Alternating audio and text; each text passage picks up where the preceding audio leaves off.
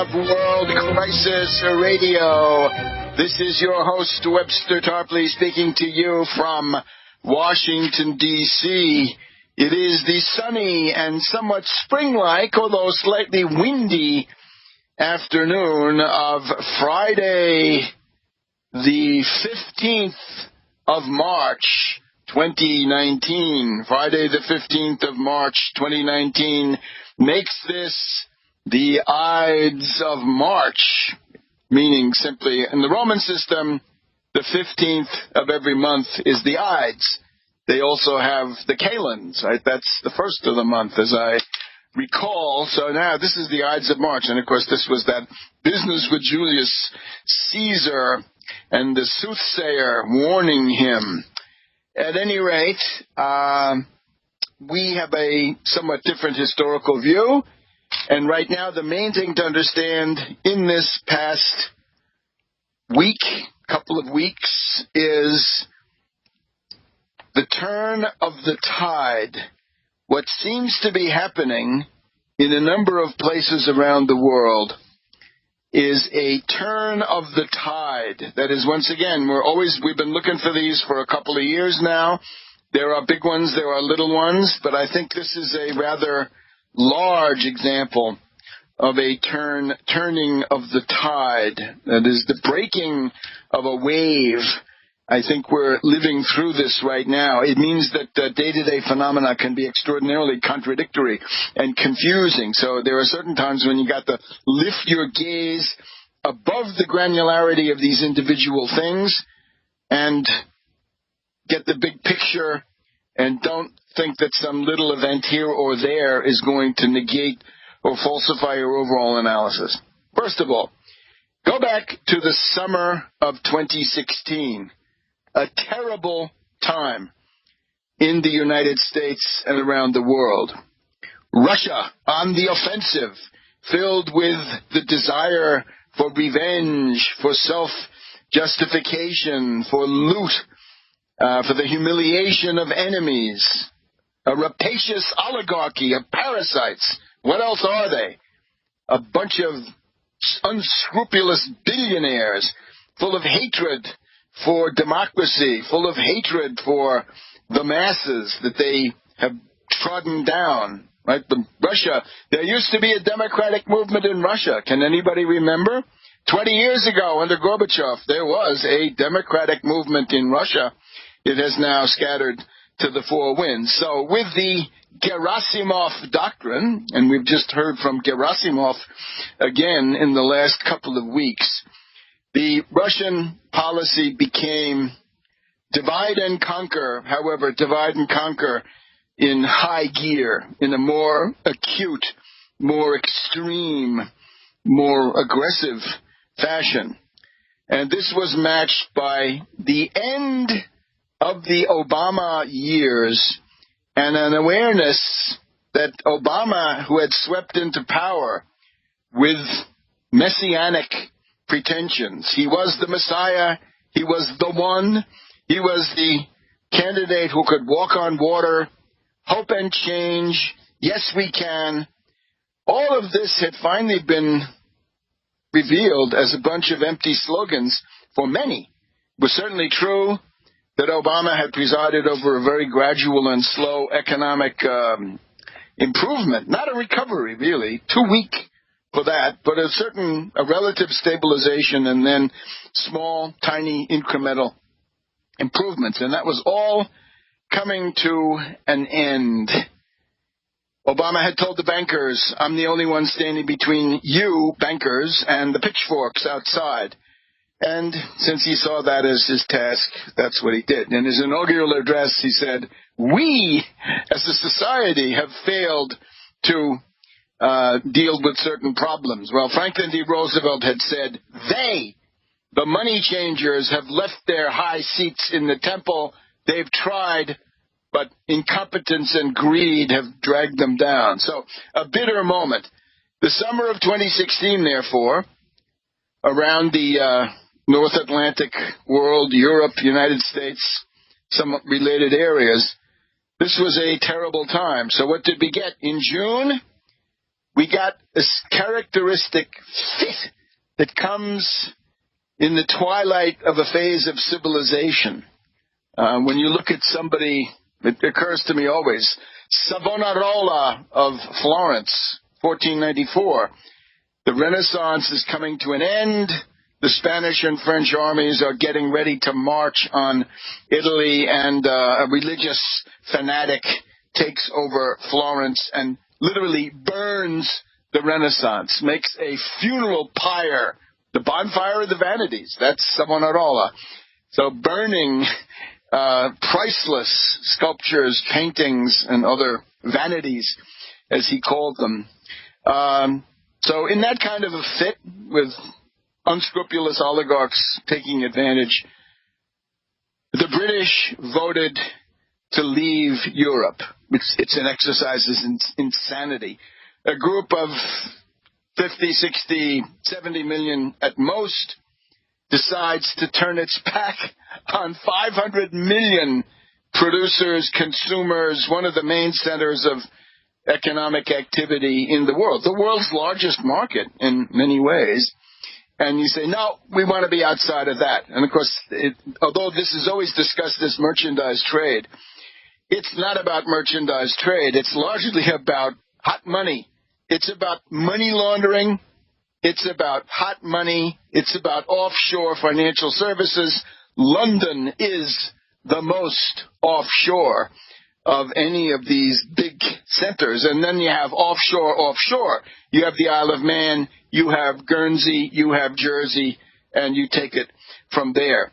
So this is the situation then with Russian money pouring in. We have this character, Aaron Banks. There's more and more stuff about him. And with the help of Rupert Murdoch and this dumbing down force of the London tabloids, the British, at least, well, the English, not even the British. Scotland wants to stay in Europe. Wales, I think, also.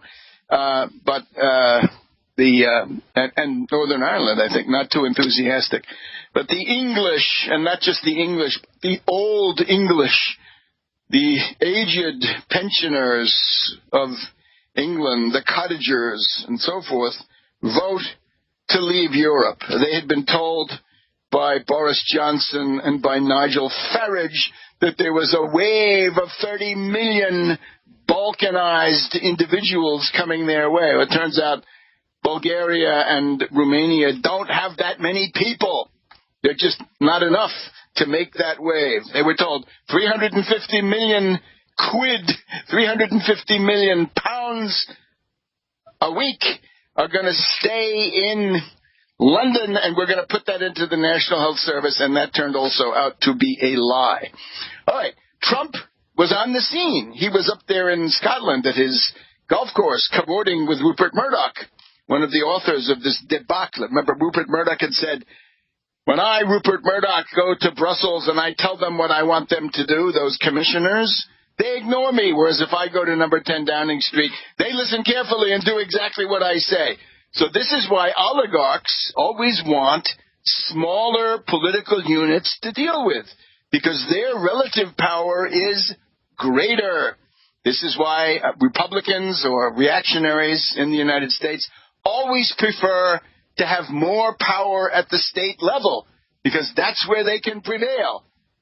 Obviously, in Washington, oligarchical interests are everywhere, but they're also clashing everywhere. One oligarch is on one side of an issue, the other oligarch on the other, and that's the way it goes. So we've been living in a nightmare that started around the summer, June, I would say in particular, of 2016. Do we now have the turn of the tide? Welcome back to World Crisis Radio. This is your host, Webster Tarpley, here in Washington, D.C. We want to remind you to check in at AmericanSystem.tv. AmericanSystem.tv, that's where you find the American System, Monday, Tuesday, Wednesday, and Thursday evenings at about 9 o'clock, give or take, depending on the density of events in the day and how late they went. because we want to be up to date as much as we can. Go there and join the podcast. Join the daily American System podcast. And we welcome you, and please support this work. This is truly independent. You'll see we have, as long as Trump dominated the scene, we're the opposition to that. And now that the Democrats are back, we're going to show you some of their Achilles heels, because we are not beholden to any of them, right? Not to the Republicans, not to the Democrats. So, the summer of 2016, a terrible time. The eclipse of reason, a season in hell. The summer of 2016, from the June at the beginning of the summer, the Brexit insanity, and then in the autumn, it became the Trump victory in the election. And there are those then who tried to theorize that this unsavory, this destructive world, this world of cruelty dedicated to cultural populism, that this somehow was going to be the sword of Damocles hanging over Western civilization for a long time to come. Now, we reject that idea. The world cannot stand such a situation. Trump himself is not a sociological tendency. He is, rather, a freak. I don't mean a freak personally, although he certainly is that, but a freak of history, a freak of nature, that such a phenomenon could occur. It was a perfect storm of negative factors and a simple aberration, a disturbance in the normal course of human affairs, although it is something that, as we said, given previous examples, at the end of a cycle of civilization, sometimes something like this happens, but the point is, it doesn't last. At least it hasn't lasted, and we think that certain aspects of the U.S. system allow us to get back to something like normal relatively quickly. So that's, I think, what we're getting now. We were already, of course, encouraged, and we were made to be more optimistic by the defeat of the Republicans in the November U.S. elections. That was the first sign that the tide was indeed turning. Imagine if Trump had won those elections. We would already be under a kind of dictatorship, I think. And now, however, we've got a series of events that seem to point towards a turn of the tide. That is to say, the tide of neo-fascist cultural pseudo-populism, which seemed to be an irresistible hysteria throughout the Western world and far beyond, that is now rolling back. And that wave, I believe, has been broken. And the two things that allow us to make this finding, the first, that, of course, on Thursday in the British Parliament, we have a vote now to delay the infamous Brexit by at least 3 months. And I say at least because the British are not in a position to dictate to the European Commission how long this Article 50 should be frozen. Right? Article 50, the mechanism by which you leave the European Union. This was invoked by the British, and it was supposed to then be triggered on the 29th of March, next, 2 weeks from now, give or take. Instead now, as a result of a majority vote in the House of Commons, it's going to be a freezing, a postponement of the Article 50. We hope that that means a postponement until the 12th of never. We hope that it means a postponement until the Greek kalends, indefinite, sine die. It should never happen. It should always be sent further into the future, periodically, whenever the pause threatens to run out. Now, this is progress, because this is the first time the British Parliament had said, wait a minute, maybe we don't want to go through with this. Now, if you listen to the debate, I discussed the debate, analyzed the debate for a couple of hours during the week, right? If you're not subscribing to the American System Monday through Thursday at americansystem.tv, americansystem.tv, you're missing out on this fine-grained granularity. But the basic idea is the things that were being discussed, the momentum was on the side, first of all, of a second referendum. The second referendum, otherwise known as the public vote or the people's vote. It essentially says that ill-informed, manipulated, Russia-corrupted, oligarchically steered monstrosity of June 2016 was an aberration. As Lincoln says, you can fool some of the people all the time, and all of the people some of the time, but you can't fool all the people all the time. We've now come to the third term of that three-part statement. Right now we're seeing that you can't fool all the people all the time, and now is when that is registering. The referendum is you can fool all of the people some of the time. And it wasn't even all the people. It was only a paper-thin majority in favor of this thing, right? And again, the weakness of the British system, the British have no distinction between a statute and a constitutional provision, right? The statute becomes a constitutional provision, at least under certain circumstances, right? This is the kind of thing, a fateful decision like Brexit should have been subjected to a vote of the Parliament, and then, unfortunately, they can't do it because they don't have a federal system. But in the U.S. system, it's got to be 3/4 of the states, there's legislatures, right? So that's lots of time to think again and roll it back. So that's Brexit. Now, there were 3 big days this week, and I urge people to listen in and live these things intensely. This is now a different kind of politics than the last couple of years. We'll be back to World Crisis Radio. Webster Tucker here in Washington, D.C. So, the turn of the tide. On the one side, we had on Tuesday the second rejection of Theresa May's monstrous and odious method of leaving the European Union. This was soundly defeated by 149 votes. They say, oh, but it's better. The previous time she was defeated by 220 votes. This time it's only 150 votes. Well, no, that's insanity. That's no way to have a serious country. Then, on Wednesday, do you want to leap into the abyss? Do you want to take the hand of Bojo, the pretty boy, the blonde Boris Johnson, whose face seems to show the inroads of maybe some of the products of Scotland?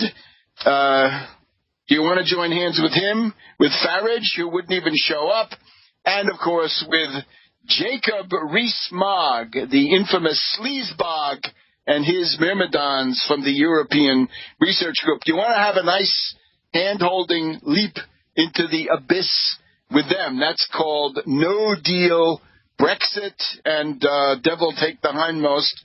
Thank God there were enough Britishers left to say, no, we don't wish to succumb, we wish to survive. And then, on Thursday, yesterday, from the time we're recording this on Friday afternoon, we then had a vote to say, okay, we want a pause. We want 3 months to work this out. Now, as we were saying before, it's not up to the British to say how long the pause will be. It's up to the European Commission. We have a very reasonable and conciliatory statement from Donald Tusk of Poland, who is the president of the European Union. and he is suggesting that a pause of 1 to 2 years would be in order for this chaotic mass of contending demagogues in Britain, give them a chance to figure out what they really want, because they obviously they don't know. Right? This has been absolute chaos. The mother of parliaments is now a crack whore, and not just that, but a little time might go far.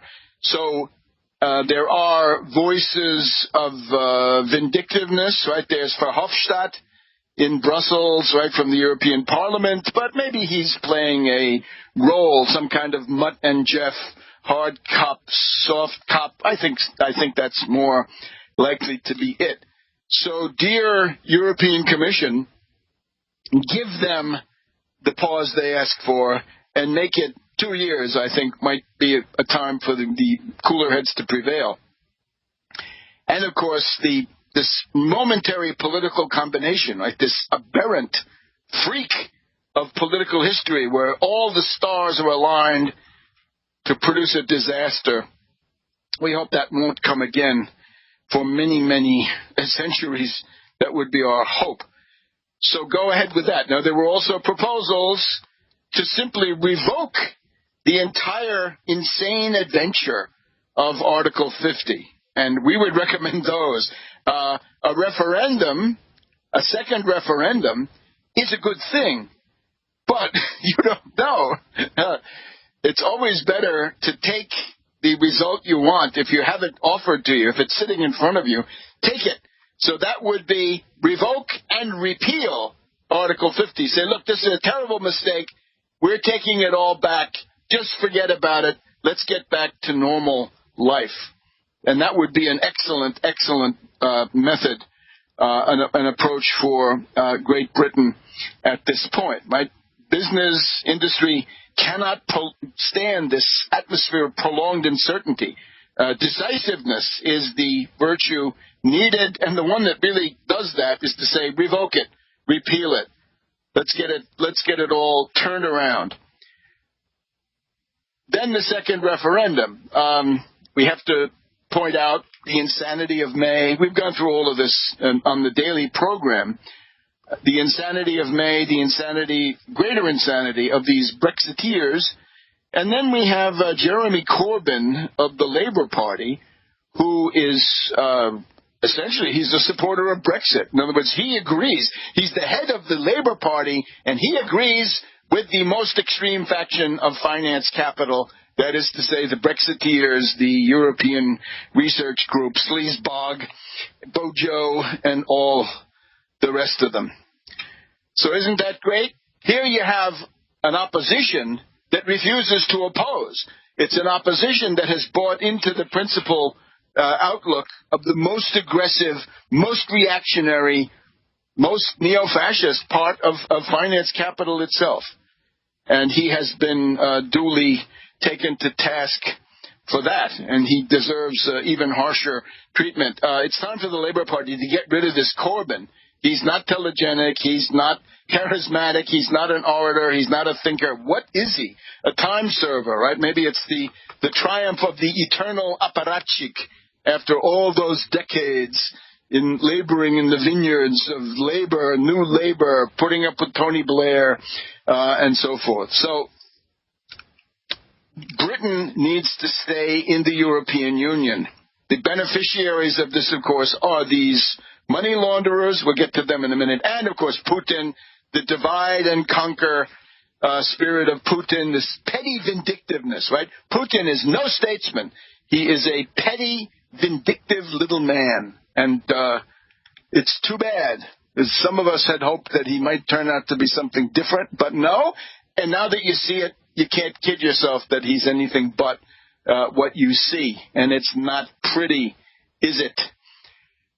Now, let's just get a little bit of background on this from Anne Applebaum. Now, you might be shocked we quote Anne Applebaum, right? This is a columnist for the Washington Post. She's also the wife of the Polish foreign minister, at least at different times. Sikorski, I think. And she starts from the fact that the British are now investigating Arron Banks Arron Banks claimed to have contributed $10 to $11 million to the Brexit effort, right? The Leave EU effort. And this is somebody, at least a multimillionaire, maybe not a billionaire. In the British political world, 11 million is a very, very large amount. In the U.S., it's not that much. I mean, it's substantial, certainly. Banks use tax havens, shell companies, never clear where the money came from, whether the money was all his. There was a story that the Russians had offered him investments in diamond mines and gold mines. Isn't that great? So that's the squalid backstory of the Brexit, right? Back in the summer of 2016, there were a lot of wealthy men, billionaires, talking about the people and the will of the people. Rousseau, watch out. Targeted advertising campaigns, stolen data, fake social media, and now it has led to this. And just, I think we hope, turn it around at the last minute. Banks very close to the Russian ambassador. He claims that he doesn't have any investments and so forth. But what are the interests, finally, that are really being served here? We can try to be a little bit more specific. Britain, and I'm quoting from Anne Applebaum, this is a place where, well, London is the world capital of offshore banking. It is home to the most sophisticated accountants and lawyers. A third of British billionaires use those accountants and lawyers and move their money out of the country beyond the reach of the state. So going offshore from offshore. Welcome back to World Crisis Radio. Webster Tarpley here in Washington, D.C. So all those British billionaires manipulating the political system, and they, not content with the offshore arrangements in London, they send the money even further. Many of these billionaires, writes Anne Applebaum, continue to make donations to British political parties, lobby, and keep the rules skewed in their favor. The British political class does not have the willpower to force these billionaires to bring the money home. The U.S. tried to offer a reward, saying, oh, tax evaders, tax avoiders, bring your money home and you can invest it and we will give you a sweetheart rate. We'll reward you for what would be, for the average person, tax evasion. Similarly in Britain, the British state does not have the legal tools, writes Anne Applebaum, to force the British banks, the city, to show where the cash came from, or to show where Arron Banks's cash came from. The British media continue to investigate, but if anyone were trying to influence the British referendum campaign from outside the country, beyond the social media manipulation that just goes on, maybe they'll never find out. Brexit was the creation, at least in part, of this new world of offshore money and political influence campaigns. The swamp. Brexit may well ensure that if it goes through, that this swamp continues. What do they call it? The fens. The fens. So offshore money in a world of Brexit is even more dominant. Now listen to this. Why do they dislike the EU? I already told you why Rupert Murdoch said he didn't like it. The European Union is probably the only power in Europe, maybe even the only power in the world with the regulatory strength, right? The fist of regulation backed up by police powers to challenge and to change the culture of tax avoidance. And for some of them, needless to say, I would add the culture of tax evasion, or the de-culture of tax evasion. Since 2016, the European Union has been slowly enacting rules designed to do exactly that. And Britain once Britain, if Britain leaves the European Union, may well succeed in escaping this regulation. British industry will suffer after Brexit. British power will be reduced.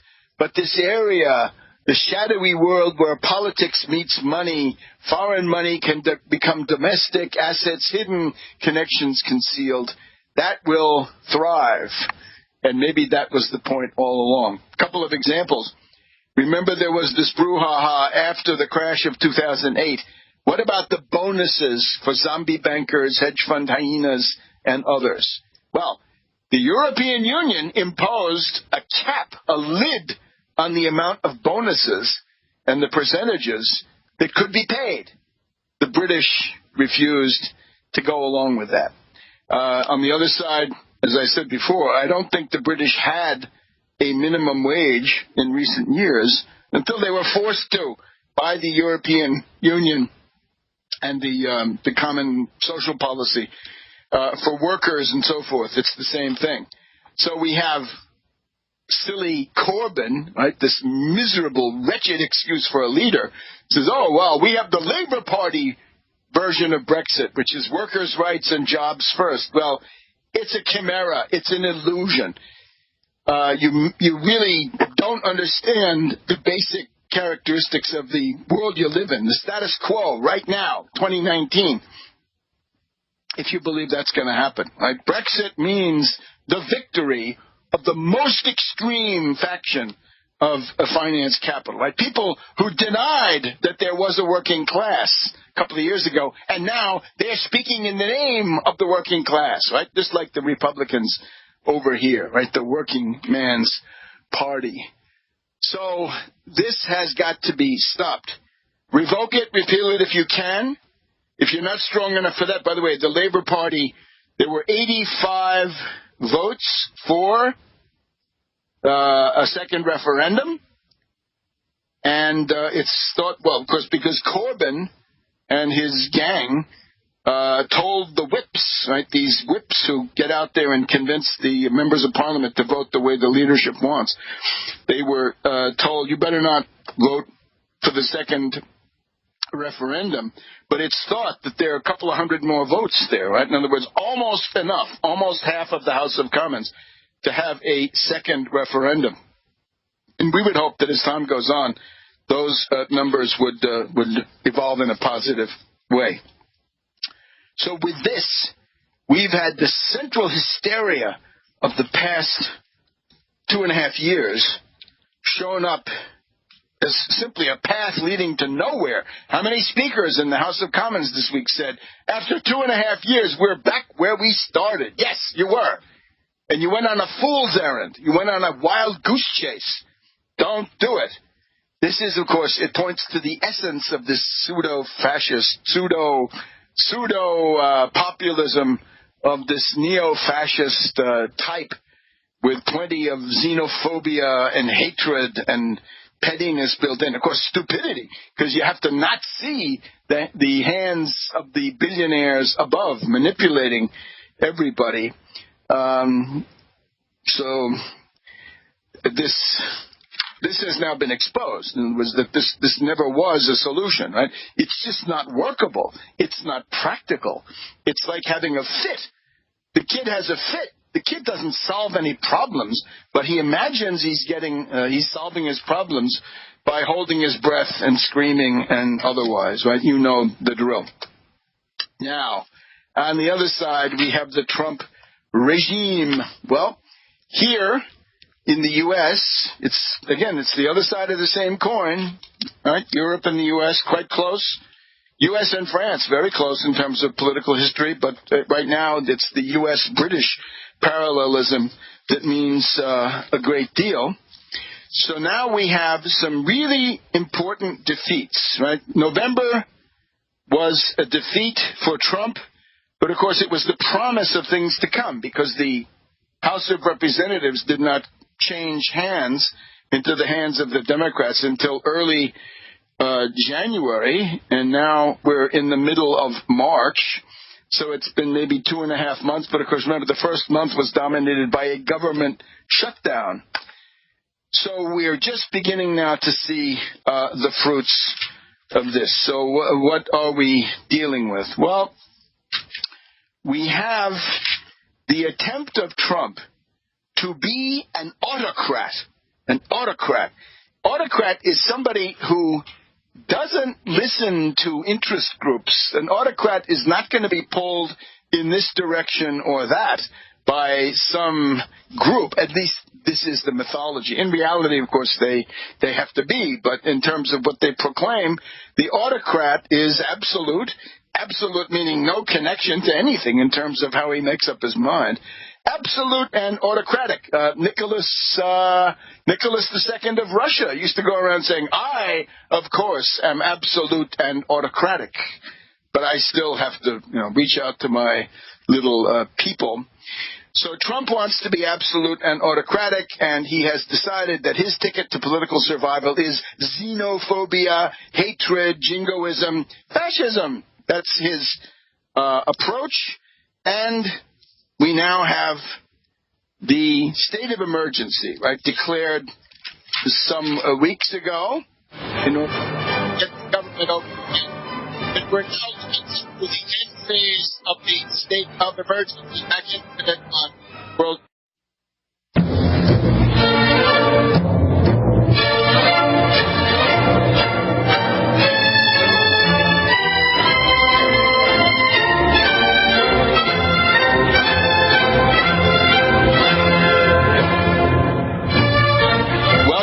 Second hour of World Crisis Radio. This is Webster Tarpley speaking to you once again from Washington, D.C. It's the afternoon of Friday, the 15th of March, the Ides of March here in Washington, D.C. No earth-shaking events here that I'm aware of anyway. We try to keep up. We'll check again towards the end of the program. But now, we've gone through Brexit. It's been a devastating defeat.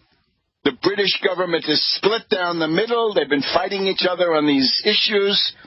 The Labour Party is equally in crisis because of their lack of leadership, this disaster known as Corbyn. Time to get rid of him. Time to get rid of May. We cannot have some gaggle of discredited oligarchs bringing down world civilization. That's the one side. So what we're hoping now is there's a clear perspective how to fight your way out of Brexit, stay in Europe, and then, of course, address actual economic problems, right? We would recommend that program of 6 to 7 trillion euros issued out of the European Central Bank for continent-wide restructuring of the infrastructure, rebuild all of that, including high-speed internet, maglev rail, and the other array of appurtenances that are required for modern civilization. So that is where you want to be on that issue. Not that the British have to rejoin the euro, although they might want to reconsider. They'll do that when the pound sinks, which may be sooner than we think. Now, on the other side, Trump has been kept in power by this political coalition of Republican placeholders, I guess, Republican toadies, lackeys, bootlickers, running dogs, and all the rest. People of no dignity, no honor, no standing, no nothing. However, that lockstep, that phalanx of fanatics, and, of course, every one of them terrified that he'll be singled out by the boss, Trump. That is now in crisis. It is breaking up. Part of it, of course, was if you want to impeach Trump, which is one way to get what we need, Trump out, well then, what you have to do is first take over the House of Representatives and then get to a level of maybe 68, 70 votes, thereabouts, right? You want to be sure, have a little margin in case somebody gets threatened or bribed or whatever, so you can then convict him and get him out. Well, Last November, the Democrats took over the House of Representatives. So there's a first giant step. And of course, we've now got a leadership. We're going to talk about Nancy Pelosi and the Democrats as the communitarian party. It's an ideology that dare not say its own name. The communitarians. In other words, the reason the Republicans have so many justices on the Supreme Court is the Democrats wouldn't fight. Why wouldn't they fight? Because they believe in bipartisanship. They believe in working across the aisle. There's no red America and blue America. There's the United States of America. Well, that was Obama at the ridiculous convention of 2004. Mad Dog Bush was running wild in Iraq with a debacle. And then on the home front, he was fixing to privatize Social Security. And there's Obama saying, oh, no, we have to work across the aisle. We have to be bipartisan. With whom? With Mitch. Mitch's first 4 years were make Obama a one-term president. Second 4 years, don't let Obama get anything past Supreme Court justices. Doesn't matter. And these poor schmucks still go around saying, oh, we have to be bipartisan. We have to be communitarian. Well, that's obviously crazy. So what we have right now then is, apart from that, we'll get back to that also. In the House, you have Democratic control, but now you've also got the Senate. So the way that you do this is, of course, it's a process. You've got to have a perspective of about 6 to 8 months, say up until the American Thanksgiving, November, maybe early December. The Republicans impeached Clinton in December of 1998. And then he was able to survive the trial in the Senate in early 1999. So it's a good Republican tradition. You can impeach your enemy in the early part of December. But in order to do that, you've got to put these Republicans through a school, a very brutal school. Boys, if you support Trump, you're going down. He has reverse coattails. He's going to drag you into the abyss. He's going to drag you into the underworld. So here we have a couple of things. First of all, on Yemen, there was a vote on Wednesday in the Senate in which the issue was, would the United States continue to provide aid to the Saudis, Mohammed bin Salman, not popular, bloody hands. Would you continue to have U.S. funds, resources made available to this character for his genocidal campaign against Yemen? So, by a vote of 54 to 46, we have the answer decided as no. The United States doesn't want to be the main support. Now, of course, this means that since there are only 47 Republicans, 47 Democrats, then it meant then that seven Republicans had to have the wonderful experience of voting against their autocrat, Trump. And who were these? It's interesting. Collins of Maine, Daines of Montana, Mike Lee of Utah, Murkowski of Alaska, Moran of Kansas. This is a little bit interesting, right? Because that's the Koch plantation in Kansas. Who else do we have? Young of Indiana and Rand Paul of Kentucky. Those are the 7 who voted against Trump on Wednesday. Now that was already something. That was a significant break. Originally, it had not been a sure thing at all. That was all touch and go right until the very end. But now the question then became, because the Democrats had been able to seize control of the House, they were able to forward this resolution of disapproval, which Mitch could not ignore, could not delay, could not filibuster, had to bring to the floor. And there we have a revelation that under the lid of this lockstep, mixed metaphor, but you get the idea. Under the locks and chains of this lockstep, there's a lot of discontent and a lot of fear with Trump. So, in this case, the question is, do you approve or disapprove the state of emergency that Trump is using to steal money from the Pentagon and the disaster relief and so forth to be able to fund his fascist wall? And in this case, it was even more emphatic. This was a vote against Trump by a margin of 59 to 41, meaning that since there were only 47 Democrats, you got to keep them all together. It succeeded. Democrats together in both of these votes. Then 12 Republicans came on over. Now, who are those 12 Republicans? Welcome back to World Crisis Radio. Webster Tarpley here in Washington, D.C. So the big defeat on the Senate side then came on Thursday. Do you accept, support, approve the Trump state of emergency, designed as it is as a fraud, a bogus emergency to gouge and extort money for the fascist wall? So 12 Republicans crossed over against that. Who are they?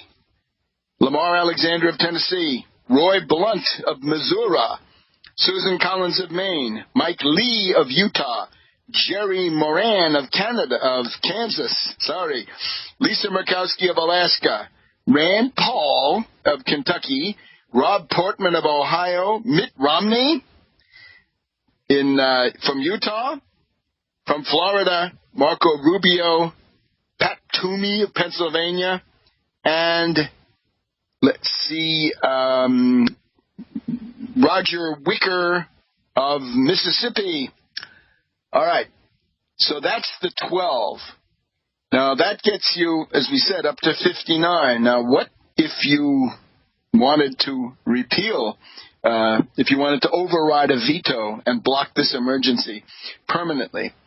Well, there was a certain amount of interest in this side of things, because up until the last minute, it looked like some said there were going to be fewer and others said there were going to be more. Now, here's what the idea was.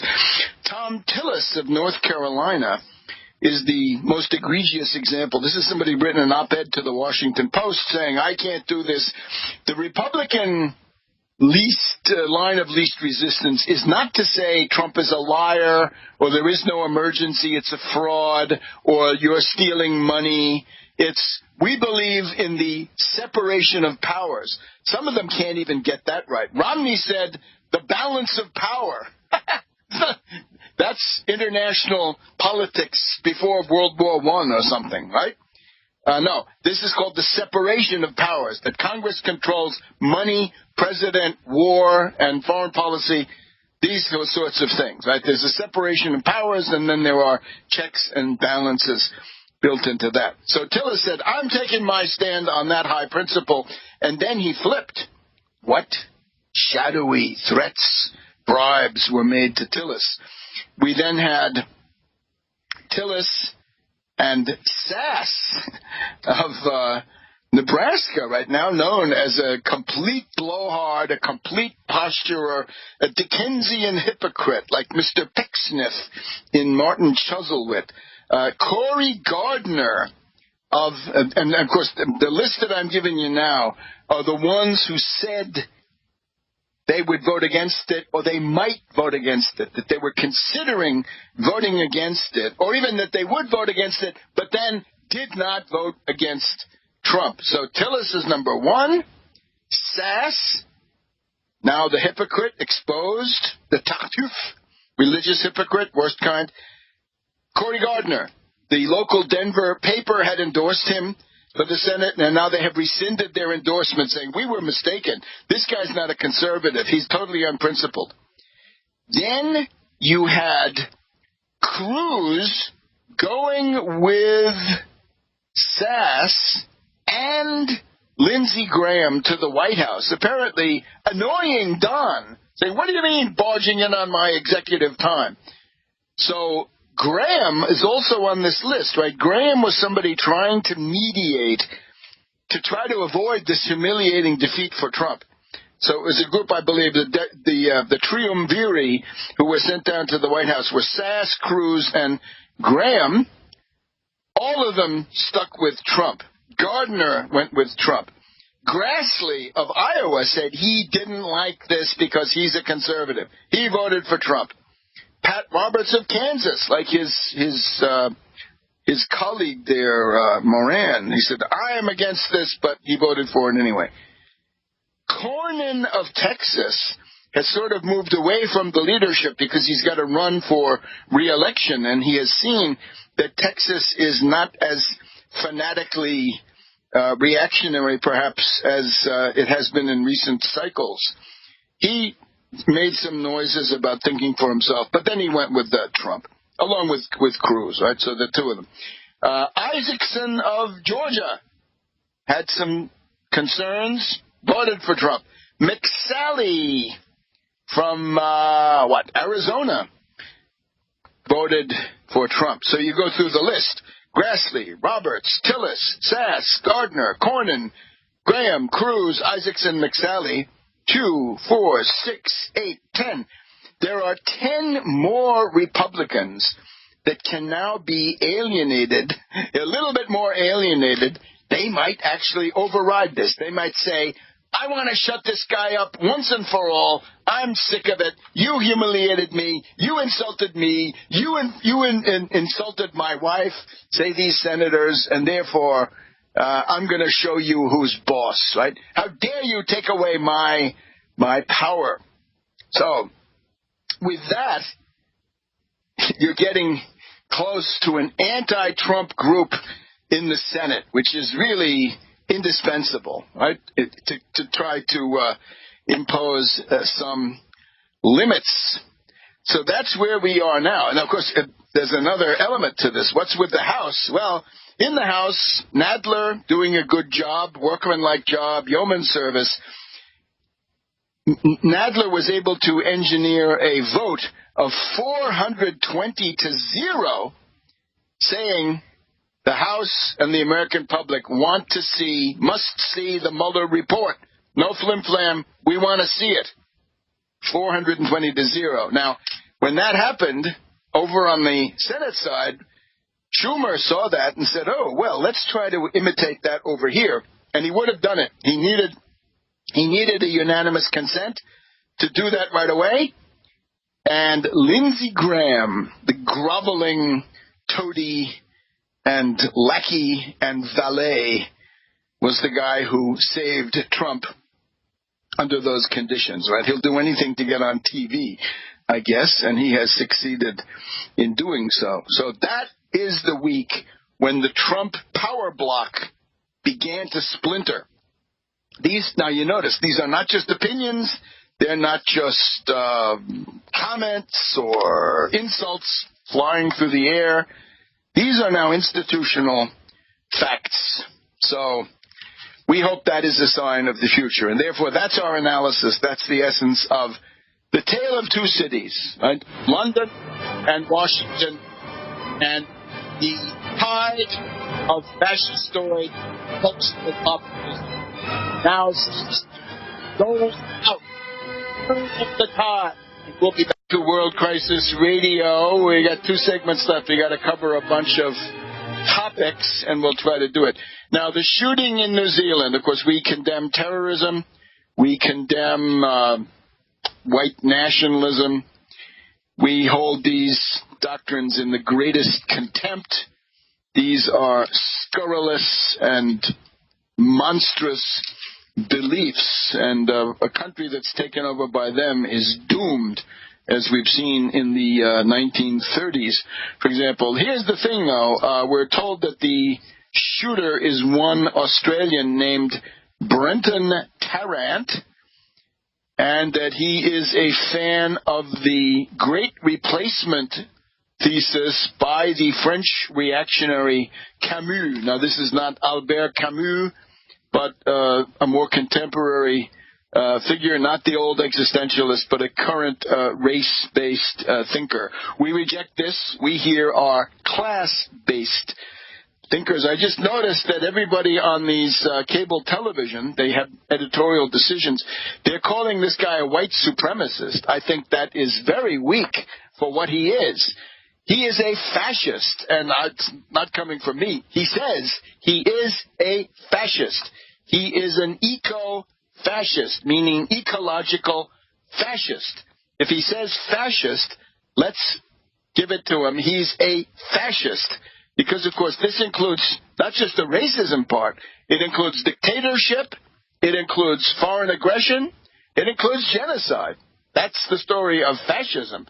So I would say on the whole, it's really more powerful to condemn a degenerate like this Tarrant as a fascist. He says, in addition to being an eco-fascist, he says that he is a follower of Sir Oswald Mosley, who was the head, as you know, of the British Union of Fascists back in the 1930s. So I don't know what more you need. Fascist. And fascist is maybe not so common, at least in the Anglo-American world. Somebody who is a fascist is, stands out more, I would say. In other words, it's a less common thing. White supremacists are all over the place, and a fascist is white supremacist and much more.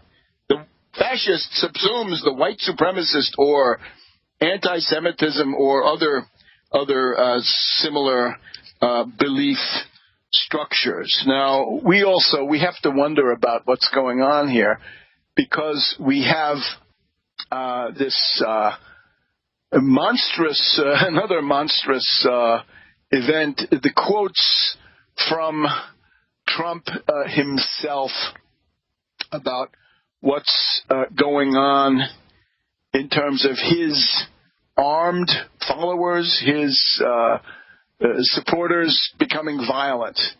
So we thank Daniel Dale of I think it's the Toronto Star, Canada. Trump, in his Breitbart interview, says, quote, "I have the support of the police, the support of the military, the support of the bikers for Trump. I have the tough people, but they don't play it tough, at least not now, until they go to a certain point, and then it would be very, very bad. I have the police, the military, and the bikers." Now, this sounds like what? A campaign for a fascist march on Washington? An auto coup, auto golpe, through these forces convincing Trump that he should declare a state of emergency, which he's already done, and maybe, of course, suspend habeas corpus. That's where it gets ugly.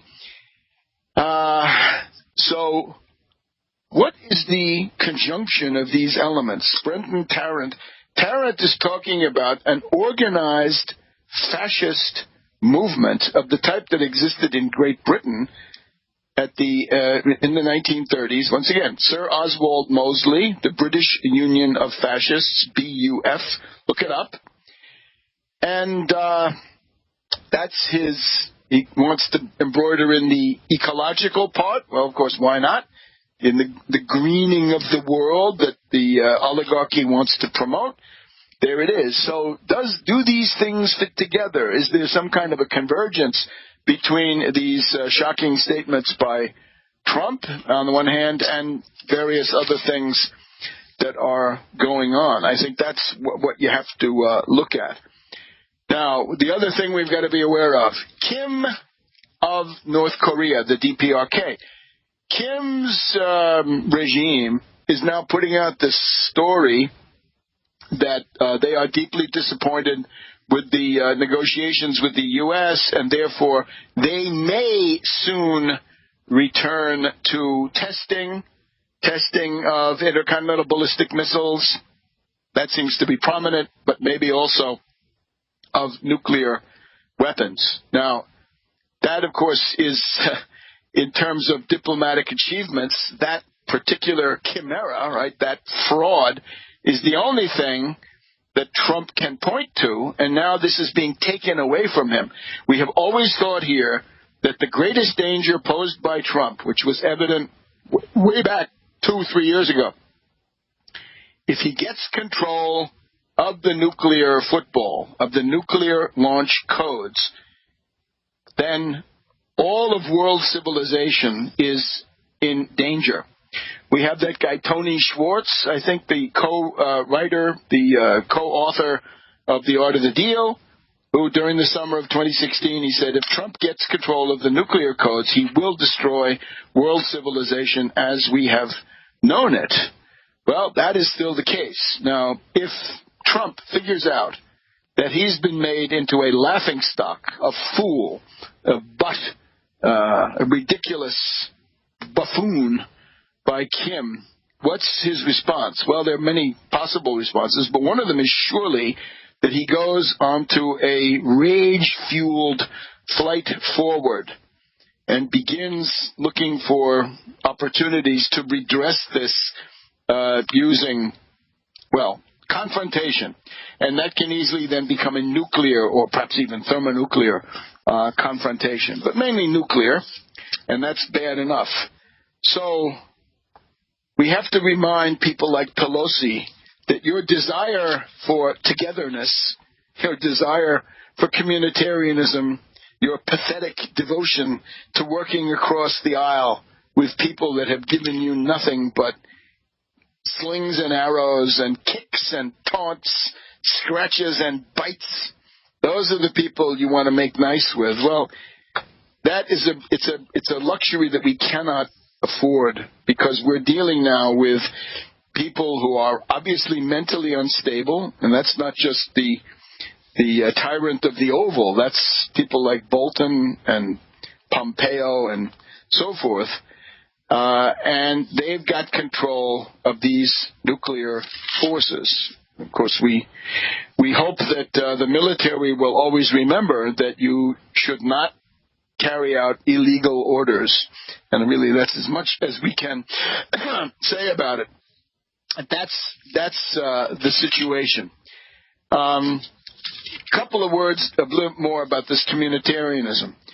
It is, in some ways, dominant in the Democratic Party. Again, Obama's 8 years in office, and I refer here, if you want to read more about it, get Jonathan Chait in New York Magazine saying of all the lies peddled by the Democratic Party, the lie of bipartisanship to World Crisis Radio, Webster Tarpley here in Washington, D.C. So the American people have paid a colossal price under Obama for his pathetic desire, highly suspect and perverted, I would say, grotesque, bizarre, to work across the aisle with his own worst enemies. What kind of insanity is this?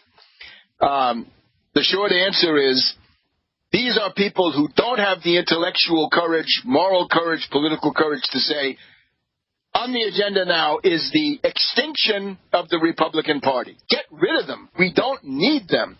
We've got, just to fill in one other thing, we've got the Trump budget. And you got to look at this because he's telling you what he really wants. Remember he said, and many gulls believed it, and they even sent it in to me, oh, he wants to preserve Medicaid, Social Security, and Medicare. Well, dupes, suckers, gulls, he doesn't want to do any of that. We've got the 2020 budget projects out over the out years, right, after the current fiscal, the 2020 fiscal year.